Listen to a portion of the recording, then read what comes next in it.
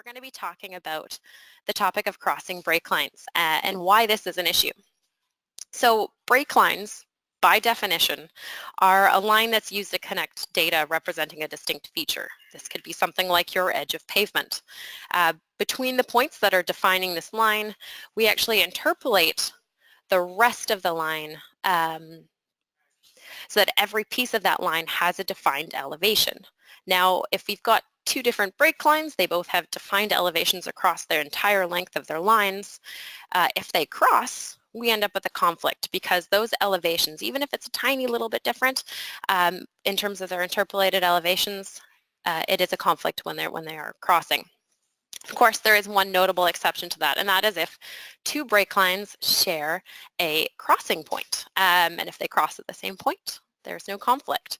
So normally you're not going to find break lines just looking at it, and we've got a nice little piece of survey data here. We're going to find it when we go and create a TIN model. So if we go up here, terrain calculation, we're going to create a TIN model, and we get a break line processing error. It gives us a whole bunch of coordinates here. We could try and go and find those, but truthfully that would be painful. We've got this great tool called XBreak. It's an attribute available in the points window we can use to find and locate crossing break lines. So we're just going to hit OK to go past this one, telling us we've got inconsistent triangles. Hit OK. So let's go and take a look at where these crossing break lines are. So as I said, it's up in the points window. So let's just call that up here. So this is our points window. We can decide what we display in it. And in this case, we want to select features by property. We're going to select our break line property. And then pressing this button down here, display our selected features. We can then sort it by our break line XBreak. That's this column heading here, feature. And we can see that we've got these ones down here. If you can see it at the bottom, it's actually 3 different places where we have crossing break lines because 2 of them are actually the same place. So let's just tackle each of them, talk about why that particular spot is happening and how we can solve it. So the first one is actually probably the easiest. It's right here. You can see this break line is crossing across our intersecting road here. It's a really easy solve. We are just going to break the points on either side and delete the center segment. So I'm just going to go over to oops. Of course. So I'm just going to select this point here, go up to my feature tools, and I am going to break it at the current point. Gives me a little error message saying my terrain triangles are going to be cleared. That's totally okay because at the end of all of this, we're going to be regenerating our TIN to confirm that we've fixed all of our crossing break lines. Again, on this side of the intersecting road, go up to feature tools, break at current point, ensuring that only that little tiny segment here of that break line across the driveway is selected, and you can see it's here in magenta. I'm just going to hit delete. So that actually resolves that first crossing break line. Now the next one is a little bit more complicated, and I've selected it here. When you select the issue point in your points window, it actually jumps you to it. I should say it jumps you to the point that's right beside it. So this next one, if you can get a little closer, we have 2 different break lines. We have our toe of shoulder and, not our toe of shoulder. We have our toe of asphalt and we have our shoulder of asphalt, and it looks like we had 2 points that were possibly misnamed. So our break lines are actually crossing because they've been attached incorrectly.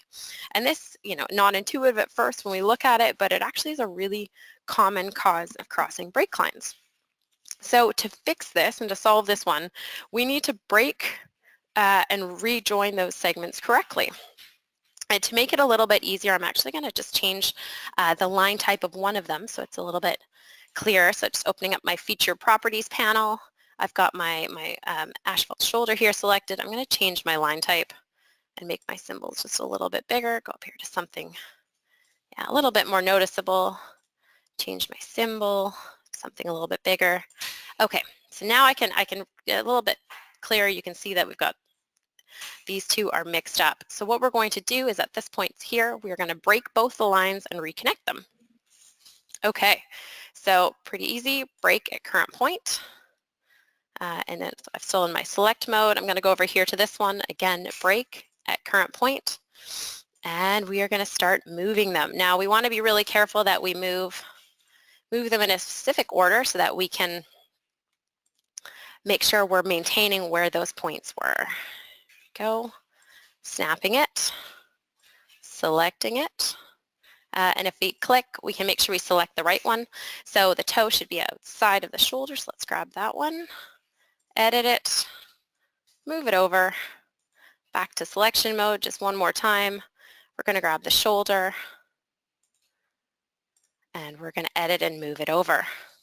Now if I go back into select mode, holding my shift key, I am able to hit Control J, or we can do that again up here, shift key, hold this, and select join. And that has connected those brake lines back together. So let's go for our final example of a brake line feature that we need to fix.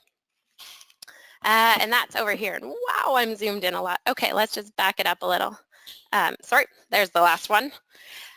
So this last one is, again, it takes a second to just orient yourself with where the brake line issue is. So this menu with our points will actually take you to the point before. And so if we look down here, so it's brought us here to the next point, but our issue is actually right here.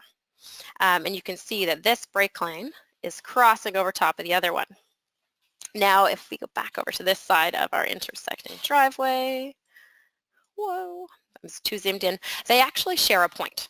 And that's the solve that we're going to use on this side. So really easy solution. We're going to go and we are literally going to just add a point here, and we're going to snap it to this other intersecting piece. So now they're connected.